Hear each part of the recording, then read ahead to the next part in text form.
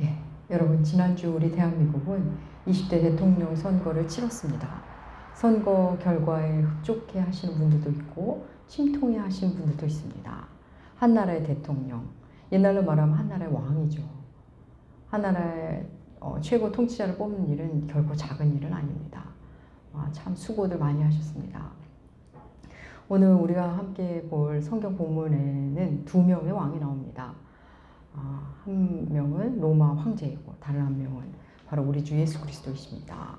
세상 최고의 권력자와 창조주 하나님의 아들이 짧지만 아주 대조적으로 나옵니다. 누가는 세례자 요한의 출생 이야기를 마치고 이제 예수 나심에 대한 이야기를 들려줍니다. 그 시작은 당시 통치자가 누구이며 그로 인해 어떤 일이 일어나고 있는지 어떤 상황인지를 밝히는 것으로 시작합니다. 우리 누가복음 2장 1절과 2절 함께 읽어볼까요? 누가복음 2장 1절과 2절 함께 읽겠습니다.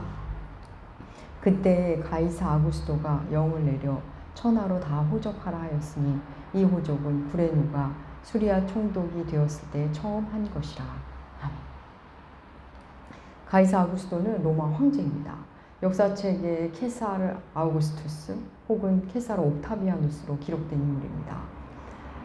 그가 자신이 통치하는 전 지역에 호적을 하라고 명합니다. 호적은 오늘날로 말하면 인구조사입니다. 세금을 보다 효과적으로 걷기 위해 또 군대 징집을 하기 위해 인구조사를 실시한 겁니다. 이전에 구레뇨가 수리아 총독으로 있었을 때 하기는 했는데 그 당시엔 아마 부분적으로 이루어진 것으로 보입니다. 가이사 아구스도는 로마뿐 아니라 로마가 통치하는 전 지역에 자기가 통치하는 전 지역에 호적을 하라 명합니다. 황제의 명인이 모두 그렇게 해야 합니다. 사람들은 모두 호적을 등록하기 위해 자기 고향으로 돌아갑니다. 마리아와 요셉도 나사렛에 살고 있지만 호적을 하기 위해 요셉의 고향인 베들레헴으로 가야 합니다. 요셉은 임신한 약혼녀, 임신한 정혼녀, 이제는 아내가 되었죠. 아내 마리아를 데리고 베들레헴으로 향합니다. 앞서 누가는 세례 요한의 출생과 그의 부모 사가랴와 엘리사벳 이야기는 길게 들려주었지만 사실 이 요셉 이야기는 전혀 하지 않았습니다. 이 부분은 그러니까 요셉이 임신한 마리아를 어떻게 받아들이게 되었는지 어떻게 소화해냈는지 누가복음에는 전혀 나와 있지 않습니다. 이 부분은 마태복음의 도움을 받으면 우리가 알 수 있습니다. 마태는 말합니다. 요셉이 자신의 정혼자 마리아가 임신했다는 소식을 듣고는 가만히 끊고자 했다. 그런데 하나님 그의 꿈으로 말씀을 해주셨다. 이렇게 말합니다. 우리 그 부분 함께 읽어볼까요? 마태복음 1장 19절에서 21절 말씀 주보에도 실었습니다. 마태복음 1장 19절에서 21절 말씀 우리 함께 읽겠습니다. 그의 남편 요셉은 의로운 사람이라 그를 드러내지 아니하고 가만히 끊고자 하여 이 일을 생각할 때 주의 사자가 현몽하여 이르되 다윗의 자손 요셉아 내 아내 마리아 데려오기를 무서워하지 말라. 그에게 잉태된 자는 성령으로 된 것이라. 아들을 낳으리니 이름을 예수라 하라. 이는 그가 자기 백성을 그들의 죄에서 구원할 자이시니라 하니라. 아멘. 하나님께서 친히 요셉에게 말씀하십니다. 마리아 데려오기를 두려워하지 마라. 그 아이는 성령으로 잉태된 거다. 아기를 낳거든 아이의 이름을 예수라 하라. 요셉은 너무나 꿈이 선명했기에 거부할 수 없는 하나님의 뜻임을 알고 마리아를 데려옵니다. 사람들이 어찌 생각하든 요셉은 순종합니다. 성경은 요셉의 마음과 마리아의 마음, 그 마음 상태에 대해서 자세히 말하지는 않습니다. 마리아에게는 천사 가브리엘을 통해 들은 그 이야기가 마리아의 실제 몸 안에서 실제로 일어나고 있습니다. 생리가 멈추고 배가 불러옵니다. 태동이 느껴집니다. 요셉은 정혼자 마리아가 임신했다는 소식을 듣고 얼마나 괴로웠을까요? 그가 얼마나 참 좋은 사람인지 마태복음은 그를 의로운 사람이라 드러내지 않고 가만히 끊고자 했다고 합니다. 조용히 파혼하려고 한 거죠. 그런데 하나님께서 너무나 선명히 꿈으로 말씀하셨기에 마리아가 그랬대. 요셉도 그저 순종합니다. 많이 두렵지만 너무 당혹스럽지만 자기가 처한 상황이 참 황당하고 당황스럽지만 순종밖에는 달리 답이 없습니다. 이 순진한 두 사람은 지금 세상 그 어떤 사람도 겪어보지 못한 일을 뭐 듣도 보도 못한 일이죠. 그런 일을 겪고 있습니다. 그저 두려울 뿐 하루하루 하나님만 바라보며 사는 수밖에 별 도리가 없습니다. 자신들에게 일어난 그 일을 받아들이는 거 쉽지 않지만 받아들일 수밖에 다른 선택의 여지가 없습니다. 요셉이 마리아를 데려와서 함께 지낸 지 얼마 되지 않아 로마 황제가 호적을 하라는 명을 내립니다. 요셉은 만삭인 아내 마리아를 데리고 고향 베들레헴으로 가야 합니다. 만삭인 아내를 데리고 힘겨운 길을 떠나게 됩니다. 나사렛에서 베들레헴까지의 거리는 약 120km에서 짧게는 120km, 길게는 한 130, 40km로 추정을 합니다. 그 당시에 이제 교통편으로 보면 참 쉽지 않은 거리였을 겁니다. 아마 서울에서 춘천 정도? 그보다 조금 더 먼 거리 같습니다. 지금에야 자동차로 어렵지 않게 갈 수 있지만 당시로서는 임산부를 동반하여 가기에는 힘겨운 거리입니다. 참 하나님도 너무하시지 싶습니다. 하나님이 보내신 아기가 태어나는데 로마 황제의 명을 받들어야 합니다. 여러분, 성령으로 잉태된 아기를 가졌는데도 세상 통치자의 명을 피해갈 수가 없습니다. 이 젊은 부부, 그 명령을 수행하기 위해 길을 떠났고 어찌어찌 베들레헴에 도착합니다. 그런데 도착하고 나니 그들을 기다리고 있는 상황은 더 기가 막힙니다. 이제 곧 아기가 나올 것 같은데 묵을 숙소가 없습니다. 다들 호적하러 고향에 왔기에 숙소가 다 꽉 찬 거겠죠. 이들이 처한 상황, 성경에 이렇게 말합니다. 누가복음 1장 6절과 7절 말씀. 우리 그들이 처한 상황과 그들이 어떤 일을 겪는지 한번 볼까요? 누가복음 1장 6절과 7절 함께 읽겠습니다. 거기 있을 그때 해산할 날이 차서 첫 아들을 낳아 강보에 싸서 구유에 뉘었으니 이는 여관에 있을 곳이 없음이러라. 베들레헴에 갔는데 묵을 곳이 없습니다. 성령으로 잉태된 아기인데 이 세상을 구원할 자를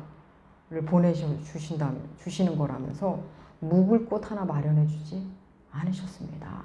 여러분, 하나님 정말 너무하신 거 아닙니까? 아기를 낳아야 하니 이 순진한 부부는 어떻게 해서든 묵을 곳을 찾아야 합니다.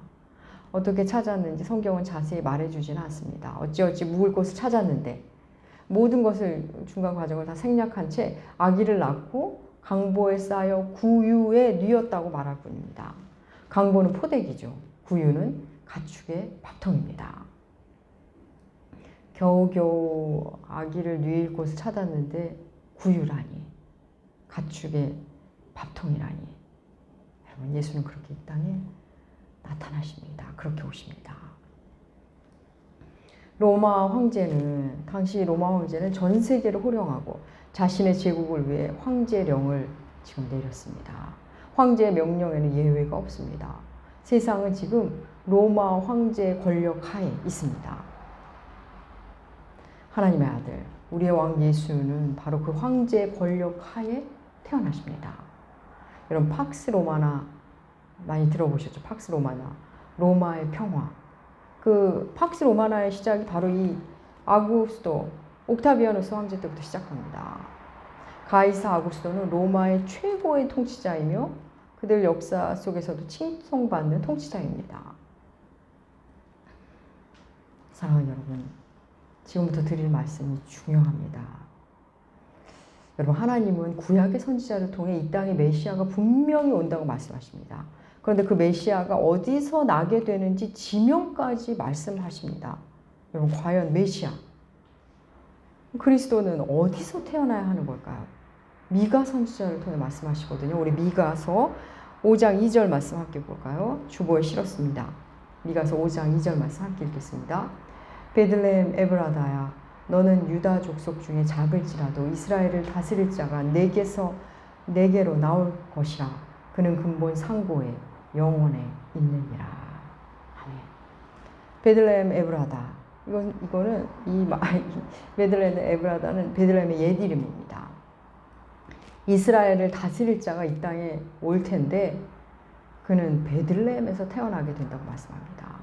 미가 선지자는 주님 오시기 700년 전 사람입니다. 하나님이 이미 700년 전에 그리 말씀하셨습니다. 하나님이 그리 말씀하셨으니 메시아는, 그리스도는 베들레헴에서 태어나야 합니다. 왜 하필 베들레헴이었을까요? 우리는 신약을 통해 예수님이 하신 말씀을 통해 우리는 알게 되죠. 여러분, 베들레헴 무슨 뜻입니까? 히브리어 베이트는 집, 레켐은 떡입니다. 베들레헴은 떡집이란 뜻입니다. 우리말로 하면 밥집 정도 되겠죠. 주님은 자신을 생명이라고, 생명의 떡이라고 친히 말씀하십니다. 예수는 우리의 생명의 떡, 밥입니다. 우리는 예수를 먹어야만 삽니다. 생명의 떡이신 예수님 떡집에서 나셔야 했던 겁니다. 우리로서는 그 정도밖에 추정할 수 없습니다. 마리아와 요셉은 나사렛에서 살고 있었습니다. 그런데 메시아는 나사렛에서 태어나시면 안 됩니다. 베들레헴에서 태어나야 합니다. 마리아와 요셉이 스스로 베들레헴에 갈 일이 없습니다. 이미 임신한 몸으로 그렇게 멀리 갈 이유가 없습니다. 그런데 어떻게 가게 되죠? 어떤 이유로 가게 되죠? 바로 이 로마 황제의 명에 의해 호족하러 베들레헴에 가게 됩니다. 다시 말해 로마 황제의 명령 때문에 움직인 건데 어길 수 없어서, 저항할 수 없어서, 거역할 수 없어서 베들레헴에 간 건데 하나님의 말씀이 성취된 겁니다. 사랑하는 여러분, 하나님의 말씀은 제국의 폭정 속에서도 이루어지고 그저 피할 길이 없어서 고단한 길을 걸어간 그 어린 부부를 통해서도 이루어집니다. 하나님의 말씀은 훌륭함, 정의로움 속에서만 이루어지는 게 아닙니다. 태평한 그 가운데서만 이루어지는 게 아닙니다. 그 어떤 상황 속에서도 하나님의 말씀 기어이 성취됩니다. 아우구스투스의 권력은 여러분 냉혹한 권력입니다. 어느 누구도 예외가 없습니다. 그저 복종만 요구합니다. 하나님의 아들이 사람으로 이 땅에 오신다는 것은 그런 권력 하에 들어가게 된다는 겁니다. 여러분, 그거 자체가 하나님의 놀라운 결정입니다. 호족한다는 건 인구조사하는 거라 말씀드렸죠. 유대인들에게 인구조사라는 것은 사실 매우 불편한 행정명령입니다. 이스라엘은 하나님의 백성이기 때문에 하나님 외에는 인구조사를 명령할 수 없다고 생각해 왔습니다. 여러분, 하나님 마음에 합한 자라고 불리고 이스라엘 최고의 왕이었으며 오실 메시아의 표상이 된 다윗. 여러분, 그 다윗이 잘못한 것이 두 가지가 있습니다. 하나는 충신 우리아의 아내 밧세바를 범한 것이고, 다른 하나는 하나님께 묻지도 않은 채 인구조사한 겁니다. 하나님의 백성을 자신의 백성이냐 수를 세었던 것, 그것에 대해 하나님의 진노를 샀고, 그래서 이스라엘의 전염병이 창궐하여 이스라엘 백성 7만 명이 죽습니다. 이스라엘 백성이라면 이걸 모르는 사람이 없습니다.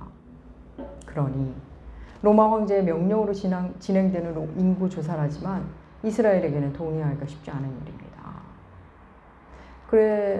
그래서 일부에서는 로마의 그 인구조사에 저항하는 세력들도 있었습니다. 그 기록 잠깐 볼까요? 사도행전 5장 37절 말씀입니다. 주보에 실었습니다. 사도행전 5장 37절 말씀 함께 읽겠습니다. 그 후 호적할 때 갈릴리의 유다가 일어나 백성을 꿰어 따르게 하다가 그도 망한즉 따르던 모든 사람들이 흩어졌느니라. 호적하는 시기에 반란이 일어나는 경우가 왕왕 있었음을 우리가 성경을 통해서 알 수 있죠. 마리아와 요셉 역시 좋아서 호적하러 간 게 아닙니다. 어쩔 수 없이 한 겁니다. 어쩌면 마음으로라도 투덜대고 불평하는 마음이 있었을지 모르겠습니다. 이번 정부는 왜 이래? 일을 왜 이렇게 하는 거야? 우리들이 그렇듯이 이 부부도 그랬을지 모릅니다. 여러분, 세상의 왕 가이사 아구스토는 세상을 호령하며 자신의 제국 위에 사람을 좌지우지하는데 지금 하나님의 아들은 지금 아기로 말구에 누워 계십니다. 너무너무 무력하게 아무것도 할 수 없는 모습의 아기로 강보에 쌓여 구유에 누이셨습니다. 강보에 쌓여 구유에 누워 아무것도 할 수 없는 아기. 우리가 생각하기에 너무나 초라한 왕의 나심입니다. 그런데 여러분, 바로 그 구유에 누워있는 그 아기의 모습, 그 모습이 바로 하나님의 아들이라는 표식이라는 거 아십니까?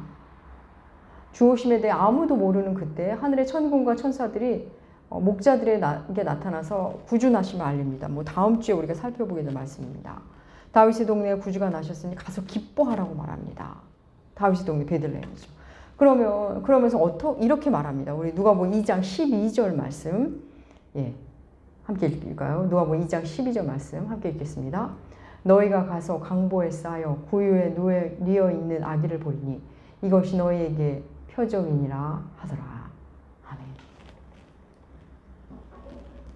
구주가 이 땅에 왔는데 강보에 쌓여 구유에 누인 아기를 보면 그 아기가 바로 그분이라는 겁니다. 아기로 오시는데 가축의 밥통에 누이셨다면 바로 그분이 구주라는 표시라는 겁니다. 여러분, 표식은 확실해야 됩니다. 완전히 차별화되면 될수록 확실한 표적이 됩니다. 예쁜 아기, 머리숱이 많은 아기, 귀엽게 생긴 아기, 노란 포대기에 쌓인 아기, 가난한 집 아기, 여러분 그 정도로는 표적이 되기 어렵습니다. 강보에 쌓여 구유에 누여있는 아기, 여러분 얼마나 확실한 표적입니까? 어느 누구도 단번에 알아볼 수 있는 표식입니다. 여러분, 아기 중에 구유에 누여본 아기가 얼마나 있을까요? 누가 있을까요? 10,000명 중 1명, 10,000,000명 중 1명, 1억 명 중 1명? 어딘가 버려진 아기는 많을지 몰라도 나름 부모가 찾고 찾아서 누인다고 누인 곳이 구유인 아기는 여러분 없을 겁니다. 강보에 쌓여 구유에 누인 아기는 오직 예수 그리스도 한 분이십니다. 여러분, 여기서 우리 현실적 상황으로 한번 추적해 들어가 볼까요? 예수께서 왜 구유에, 밥통에, 가축의 밥통에 누이셔야 한 것이죠? 베들레헴에 왔는데 숙소가 없었기 때문입니다. 그렇다면 왜 베들레헴에 오신 거죠? 호적하러 요셉의 고향에 온 겁니다. 왜 호적을 하러 오신 거죠? 로마 황제 가이사 아구스토의 명령 때문입니다. 그 시작에는 가이사 아구스토의 명령이 있었습니다. 마리아와 요셉은 그 황제의 명령에 따라 어쩔 수 없이 달리 방법이 없어서 아기를 베들레헴에서 낳았고 어쩔 수 없이 아기를 말구에 누인 겁니다. 모두 가이사 아구스토의 권력 하에서 아무것도 선택할 수 없는 행복이었습니다. 그럼 이번에는 성경을 근거로 한번 생각해 볼까요? 이 땅의 메시아는 어디서 태어나야 합니까? 베들레헴입니다. 주님 오시기 700년 전에 이미 하나님께서 들려주신 말씀, 언약하신 말씀입니다. 다른 곳에서 태어난 자는 아무리 대단해 보여도 하나님이 보내신 구원자는 아닙니다. 메시아는, 그리스도는 베들레헴에서 태어나야 합니다. 메시아가 아기로 오는데 그 아기를 어떻게 알아볼 수 있습니까? 말 구유에, 가축의 구유 밥통에 누워 있다면 그 아이가 바로 메시아라는, 그리스도라는 증표입니다. 사랑하는 여러분, 로마 황제의 권력하에 일이 진행된 것 같지만 하나님의 아들이 세상 권력하에 아무것도 못하고 있는 것처럼 보이지만 실은 하나님의 섭리하에 로마 황제가 있는 겁니다. 하나님이 로마 황제의 권력하에, 하나님의 아들이 로마 황제의 권력하에 있는 것처럼 보이지만 그 위에 하나님의 놀라우신 통치가 있었던 겁니다. 여러분, 하나님이 처음부터 마리아와 요셉에게 베들레헴에 가서 아기를 낳아야 한다고 했다면 어땠을까요? 하나님이 처음부터 아기를 낳으면 딴 데 눕히지 말고 구유에, 가축의 밥통에 누여야 한다고 하셨다면 어땠을까요? 물론 마리아와 요셉 정도라면 순종했을지도 모르겠습니다. 하지만 하나님은 그렇게 일하시지 않으십니다. 하나님은 이렇게 상황 속에서, 역사 속에서 일하십니다. 그래서 하나님이 상황보다, 나의 상태보다 크신 하나님이신 겁니다. 하나님은 어디서 뚝 떨어져서 주술적으로, 마술적으로 일하시는 게 아니라 우리가 저질러 놓은 일을 통해서, 우리가 망쳐 놓은 일을 통해, 우리가 너무나 싫어하는 일을 통해서도, 우리가 너무 힘겨워하는 그 일을 통해서도 하나님은 하나님의 일을 하시고 그 말씀을 성취해 나가십니다. 사랑하는 여러분, 대통령 선거가 끝났습니다. 기뻐하시는 분들은 그가 하나님처럼 일할 거라고 기대하지 마십시오. 좋은 일들이 뭐 이런저런 일들이 있을 겁니다. 그렇다고 거기에 믿음을 두고 너무 큰 소망을 갖지 마십시오. 또 마음이 안 좋으신 분들은 그 위에 하나님이 계시지 마십시오. 섣불리 낙담하지 마십시오. 사랑하는 여러분, 하나님은 우리가 괜히 왕이라고 고백하는 거, 찬양하는 게 아닙니다.